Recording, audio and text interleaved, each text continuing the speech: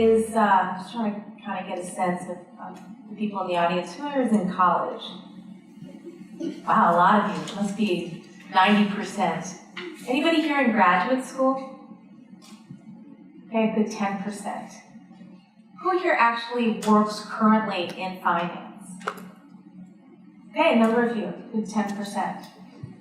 I'm assuming that everyone here has an interest in working in finance.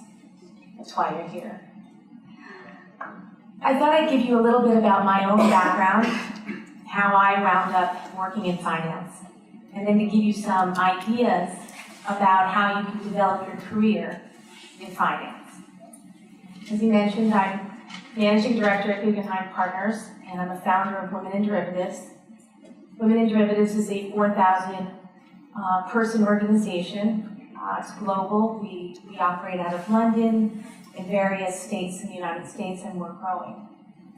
Our objective is to help develop female leaders in the financial industry, and we've had a lot of support. We're very grateful for all of our sponsors, which are many of the same ones that are here. I remember, very similarly, I was 15. I don't know how that happened, but nobody took me to MIT to do this. I remember just being very anxious. What am I going to be when I grow up? How do you know? How do you know? Now, some people are granted with this gift that they know from when they're 4 what they're going to do. But I didn't have any idea, and I was very worried about it. And I feel like that must be a similar type of thing, because my 9-year-old asked me the other day, how does this money thing work? How do I get a job and then they pay me and then I go? So when I was in college, I really had no idea. They said, choose a major, because what you said, it's going to be, a long 9 days. And I thought, what if I choose the wrong one? What if I choose the wrong major? It's over. And I saw a flyer on the floor next to this door, and I picked it up, and on the front page was a picture of an indigenous forest person in Ecuador.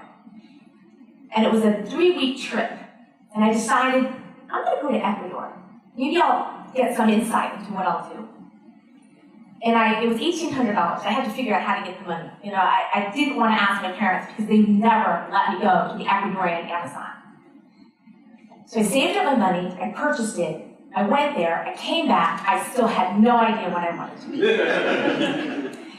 So I graduated from college, and in the process in college, I had actually done some research about Ecuador, where I contacted people, and I asked them about Ecuador.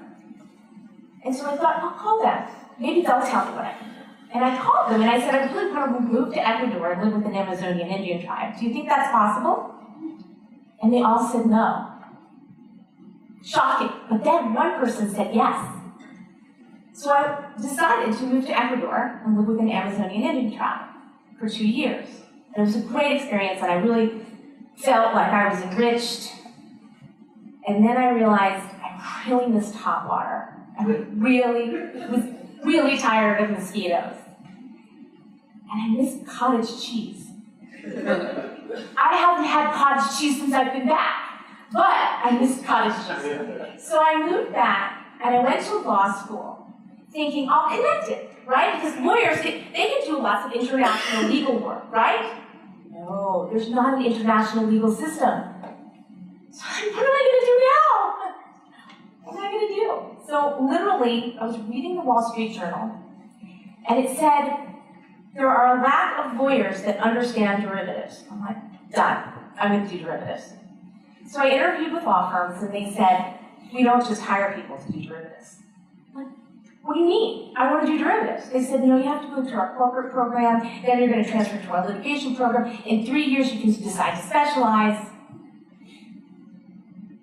I called every single person that I could find. Literally, listen, I want to work in derivatives. Do you know how I can work in... Sorry, ma'am, please don't call this number again. I luckily got a job at Merrill Lynch on the trading floor in the derivatives, in equity derivatives, and it was really exciting. So fast forward to what I do today. Now, I'm a regulatory lawyer and a private fund lawyer.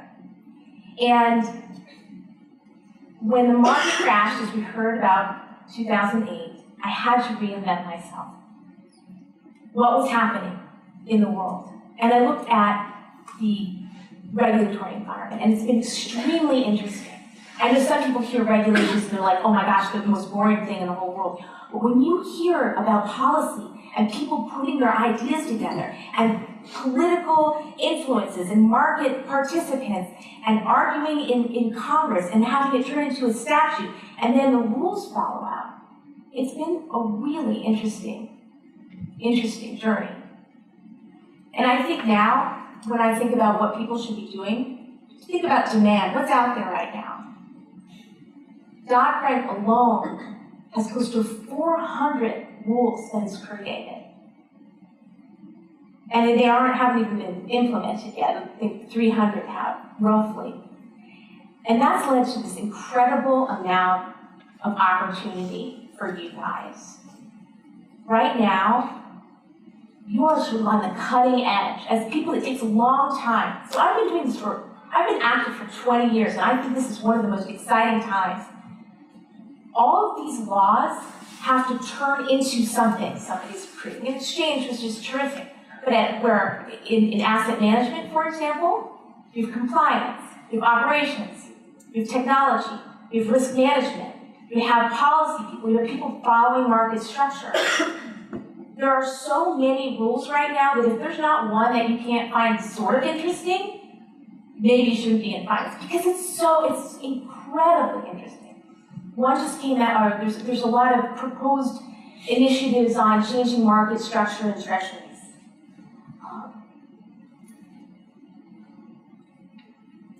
The other thing I really want to emphasize is the relationship part of being in finance. I started Women in Derivatives, and it's been enormously helpful. Just last week, I literally talked to people that I talked to 20 years ago to help me either develop something or learn something. And that relationship, part of Wall Street, what people call networking, is really important.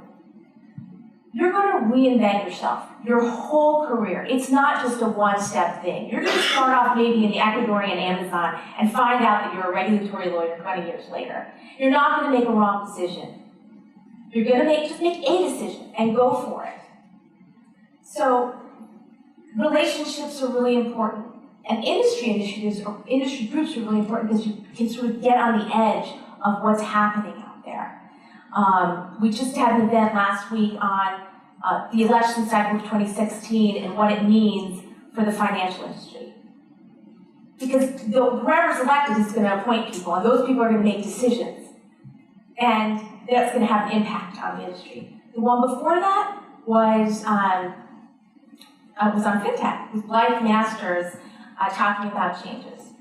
So I think there's a lot of opportunities right now in regulations, and I think you should build your relationships. I also wanted to just mention FinTech. A lot of people have talked about the front office changes, how trading has changed. And there's a lot of automated trading, high-frequency trading. The whole back office has not had change since the 90s. People still do things by hand. I'm not kidding. So there's opportunity in FinTech too. So I'm going to leave you with, don't be afraid to take a risk. Make sure you make your own opportunities. You're going to start somewhere, maybe at the bottom, then you'll move up to the middle. You'll keep going, you'll work hard, and no decision is permanent. And make sure you foster your relationship.